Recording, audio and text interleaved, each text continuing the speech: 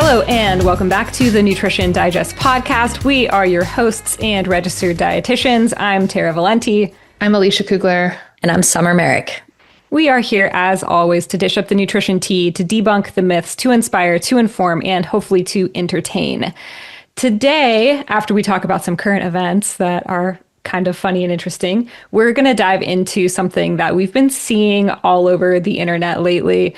It kind of depends on your feed. I feel like some feeds have this a little bit more than others for sure, but there is a subtle, or maybe in some cases not so subtle, shift back toward ultra thin beauty ideals that we are seeing in popular media. It is showing up on the red carpet. It's showing up on TikTok or Skinny-Tok. If you have heard of that before, the booming GLP-1 industry is playing a role as well. And the message could be interpreted as smaller is better. So we want to talk about that today. We want to unpack the trend that we've been noticing. We want to challenge it, and we want to maybe even reframe our perspective on body size.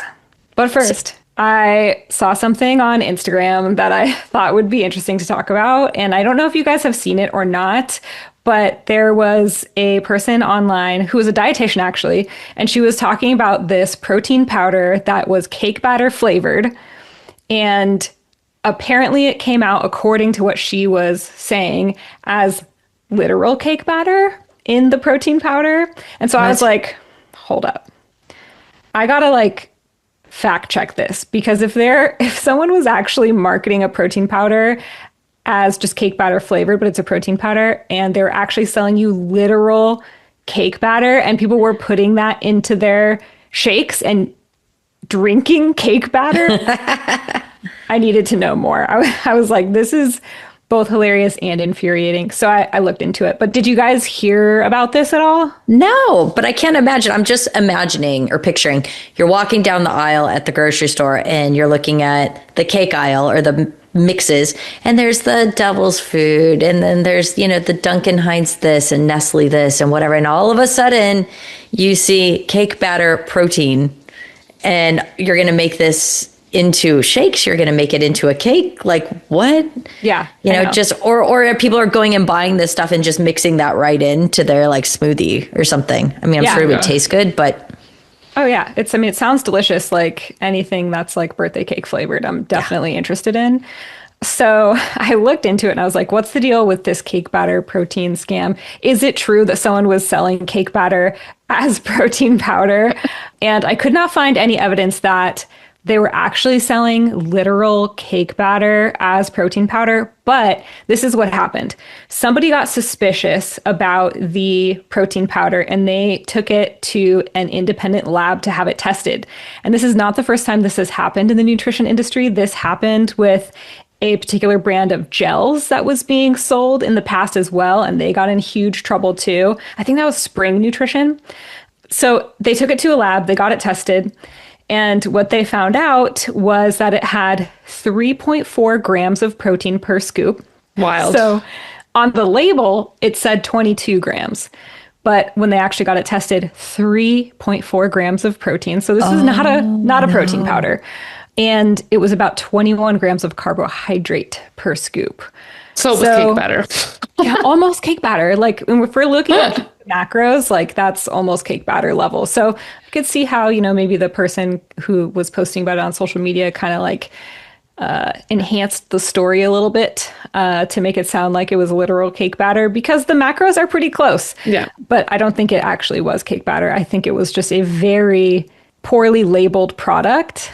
There is a lawsuit going on now because of the mislabeling, and the company has since shut down. It was a bodybuilder and his wife who had this company, Holmes Nutrition, that I think is now officially obsolete, off the market.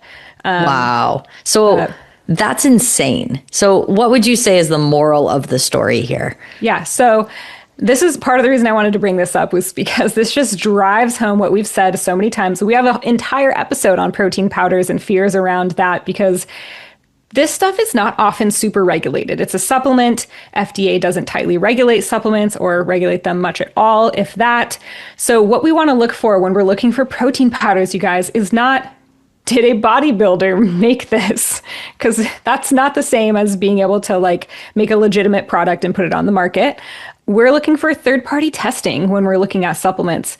We want to make sure that it's from a reputable certifier like NSF, Certified for Sport, Inform Sport, or USP. We want to verify ingredient accuracy if we can, check that the company provides clear lot numbers and transparent manufacturing info. I would say, like, at the very least, just check for a certification.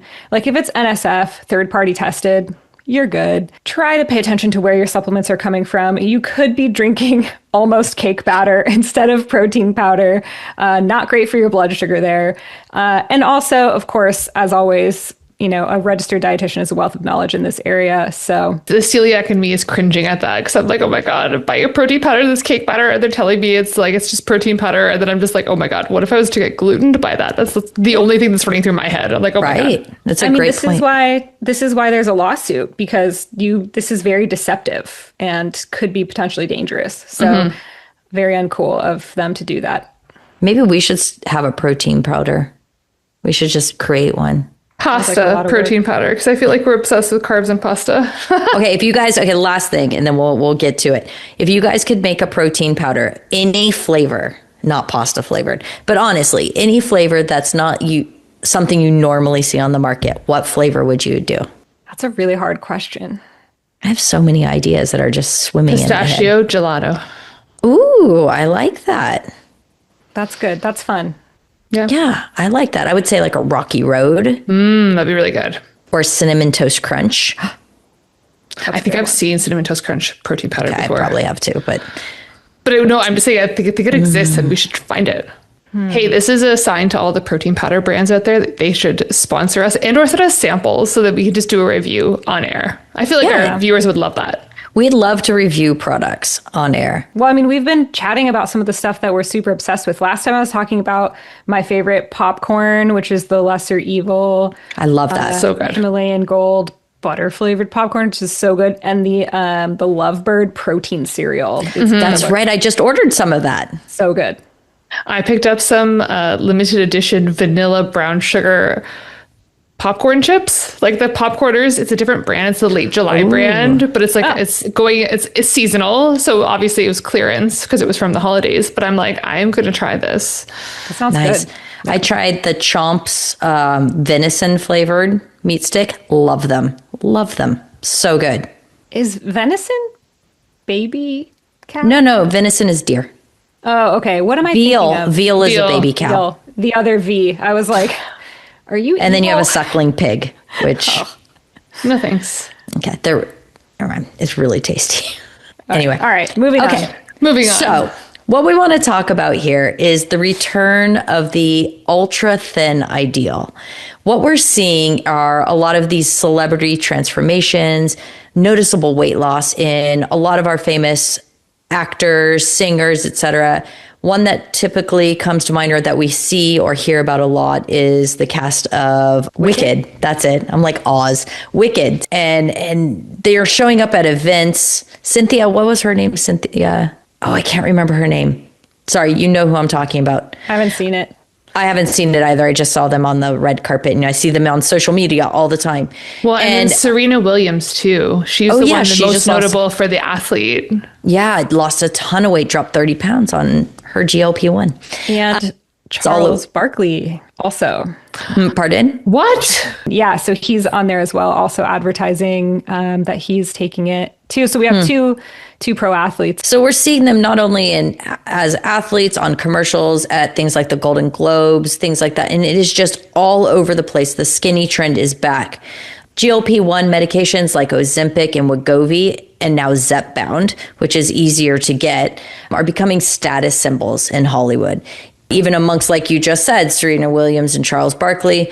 Also, TikTok trends glamorizing your collarbones, thin arms, disappearing weight lines. Like we are seeing that left, right, and center. Yeah. To see that like these 90s and early 2000s trends are coming back. I think for a lot of us, it stirs up a lot of emotions seeing this. Like I I don't know why. I somehow ended up watching Sex and the City the other day because it was the only thing on Netflix I could find.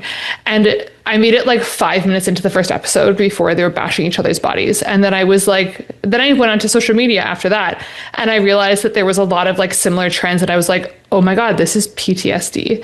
Like, and I've been engaging some of my clients in these conversations just to kind of hear a little bit about their 2 cents of it. And I have this one client who's a high school gym teacher, and she's all about like teaching strength training to specifically female students in high school, which I think is so awesome because I think that's the age that most females are trying to develop bone density and like get control over their bodies. And usually their bodies are changing a lot because of puberty. So having that strength training is really crucial. And she's actually seeing a lot of these students not wanting to engage in strength training and just wanting to go do cardio or just like opting out, even seeing more fainting in like teenage students coming back, which is like heartbreaking to hear these stories. Yeah, that is interesting to hear about how the trend is affecting young people. I know that there was some evidence that you found, Summer, that some things are changing around plastic surgery. Yeah, crazy. So the American Society of Plastic Surgeons highlighted a demand for slimmer physiques, including increased liposuction and breast reductions to achieve a slender look. So thinking about, again, that thinner is better trend, if this trend overall is really focusing on your worth being in a smaller body, that's where some of the trouble lies, right? We've seen this throughout the years, off and on, in different forms. There's always this sort of like beauty ideal that is popular in a given period of time. And then things shift and something else is popular. And then things shift and something else is popular. And the truth of the matter is that our genetics are not shifting with these trends. Like we're still going to have different body types, different body shapes. This isn't anything that we have too much control over to some extent if we're trying to focus on health as well. And so trying to be something that isn't natural for you based on your genetics, your body type, and maybe even trying to do things that are outside of the realm of healthy, that's what we're trying to highlight here is not an ideal scenario. So I was thinking about this and how we're seeing stuff online that is kind of pushing this sort of like thin is better message. And I was like, okay, well, maybe this is just stuff that's coming through our feed and maybe it's not really a trend that's happening right now. I'm going to look and see if there's any kind of evidence that indicates that this is really happening besides what we're seeing in our social media feeds, anything that's like measurable. So Summer, you found the stuff on plastic surgery, which was really interesting. I actually found some data. There was some recent reporting based on data from Vogue Business that shows that in major fashion weeks recently, around 97% of the runway looks featured models judged to be very small. And so I was like, okay, what does very small mean? Did they define that? Because I wanted to know. Let's be specific here. And they did define it as a US size 0 to 4, whereas regular and plus size models, which those were also defined by clothing size, were significantly underrepresented. And critics are kind of interpreting this as a return to a quote unquote narrow, thin ideal after a push for body positivity and body diversity, which we had seen in prior years. And so this is kind of one of the more, I guess, concrete quantitative indicators that in at least the fashion industry, which we know is a driver of trends and an indicator of what's popular oftentimes, could be favoring a thin look again. Yeah, I don't know if you guys remember over the last several years leading up into this, there was definitely a shift and we were seeing a lot more diverse representation of body sizes. One thing that I noticed actually, and I'm sure everyone else probably noticed this too, was like mannequins. So if you went to Target, the mannequins were not all like very, very small. They were a variety of different sizes.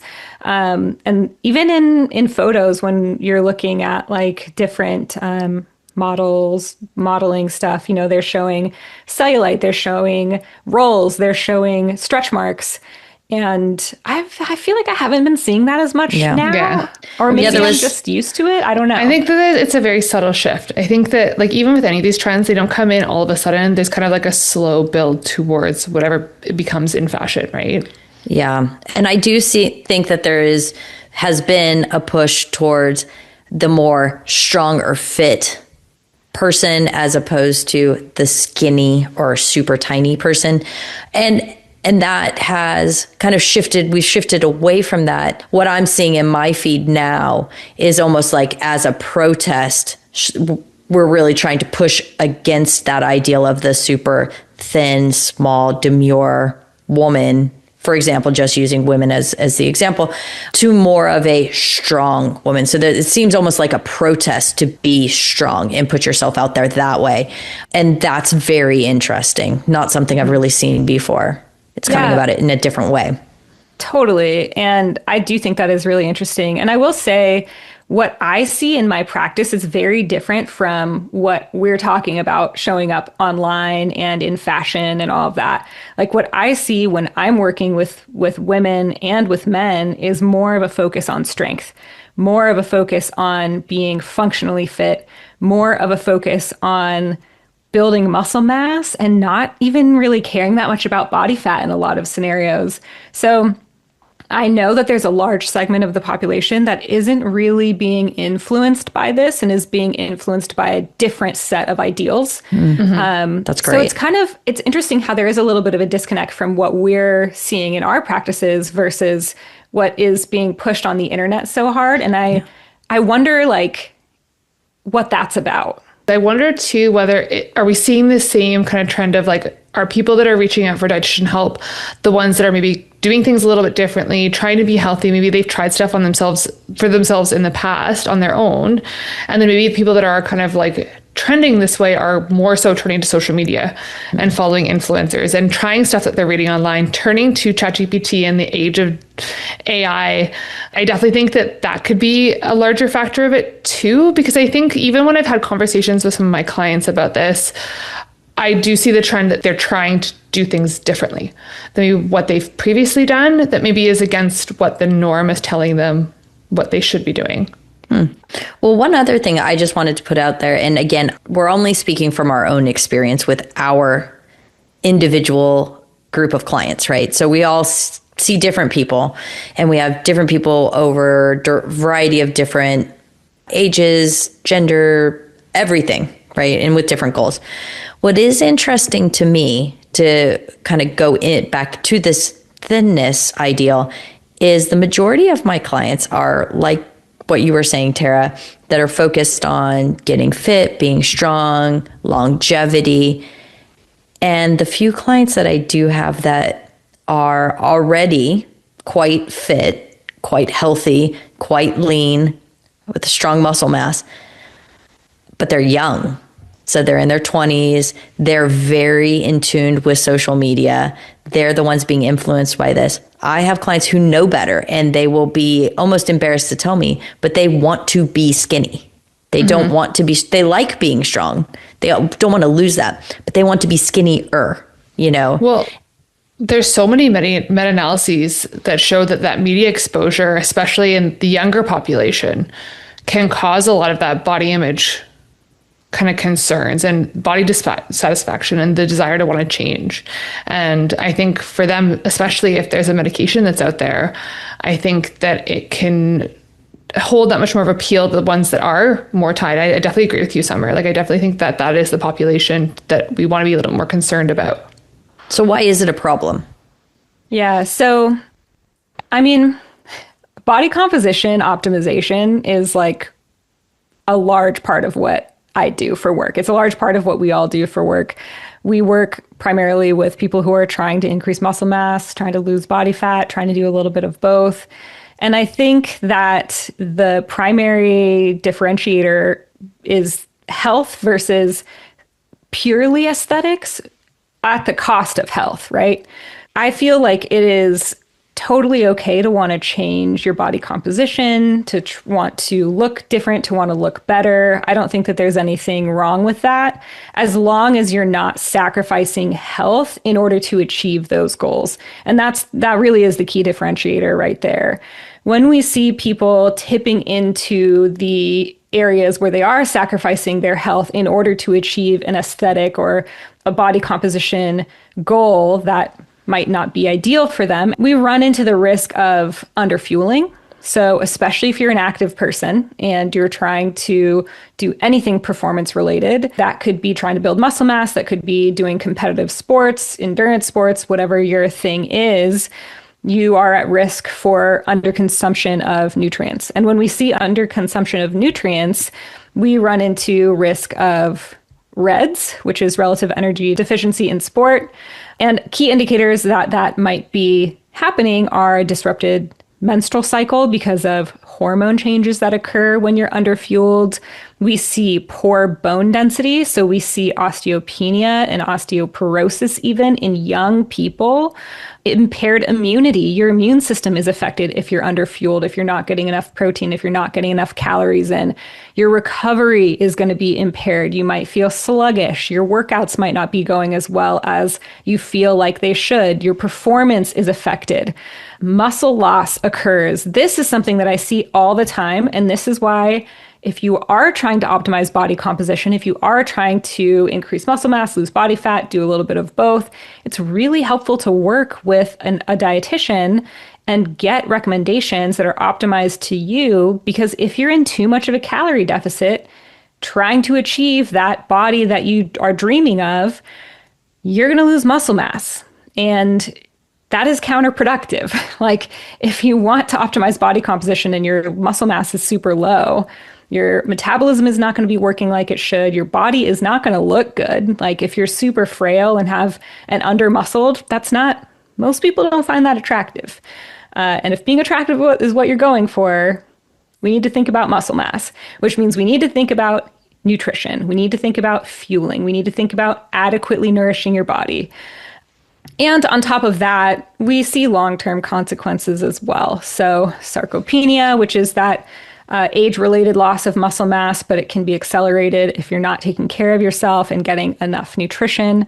Like I mentioned, your metabolism over time can actually slow down, which means you are digging yourself a hole. And I've seen this so many times, and getting out of that hole is not fun.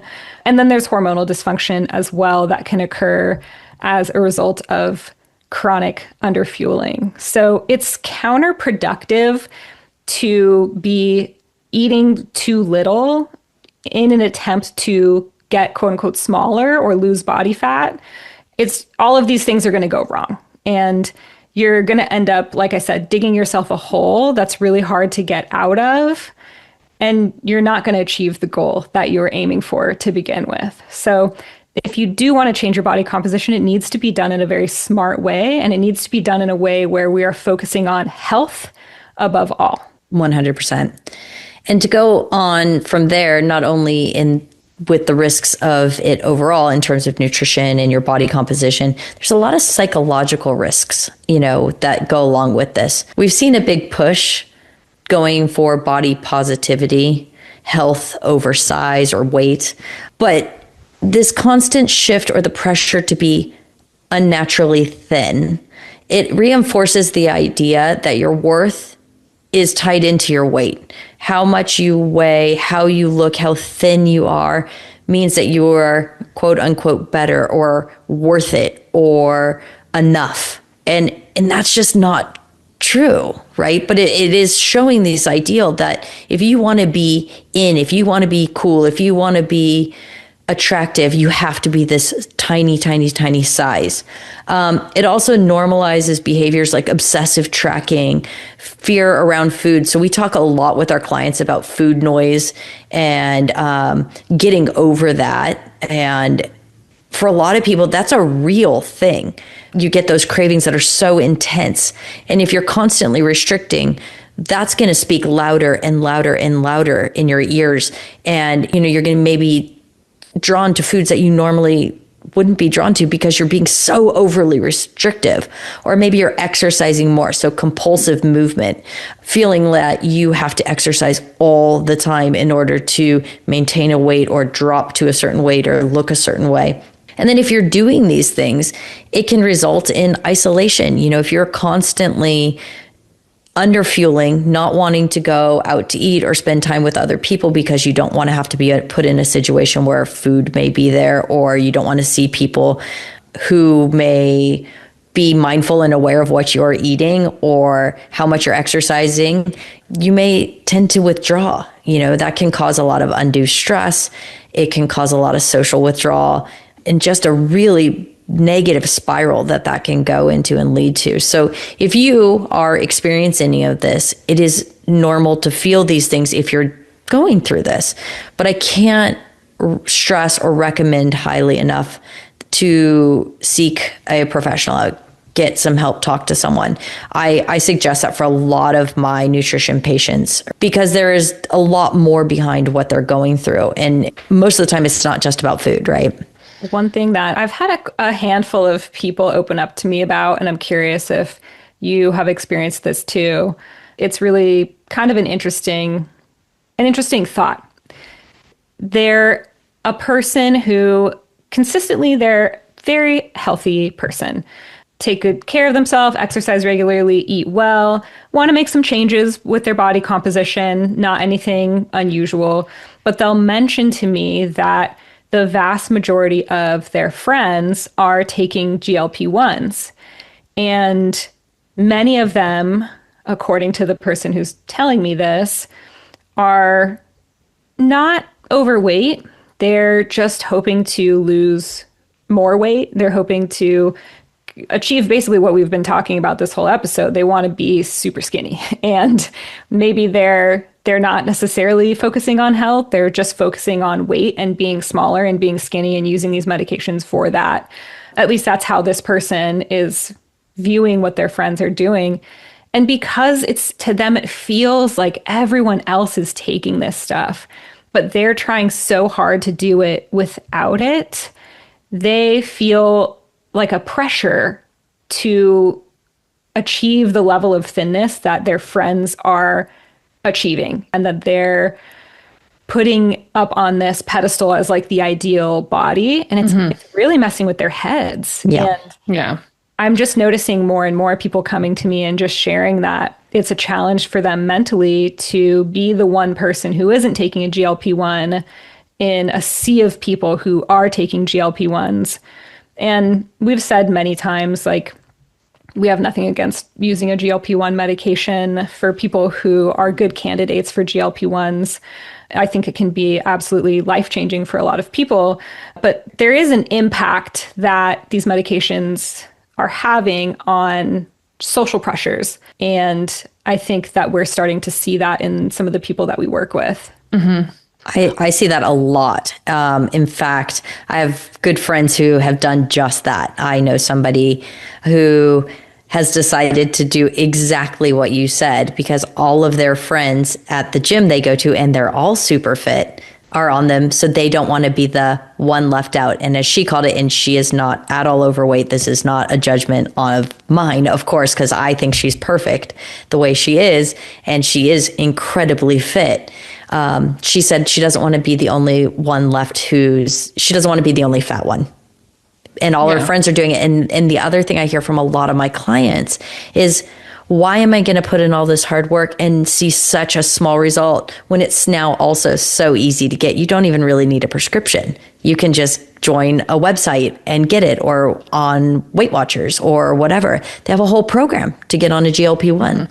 So why put in the effort? Why eat differently? And we do have an episode all about this that we highly recommend you listen to. We won't go into it, but it's just really sad to think now, not only are you not necessarily looking at it for your own health and deciding for yourself, but you're getting this social pressure. And it's also not just young people, a lot of the people I work are peri and postmenopausal women, and I hear this all the time. Yeah, that's the primary population I've been hearing it from as well. And it's just like, with that argument where they're like, why am I putting in all of this work to get, little result? They're thinking only externally.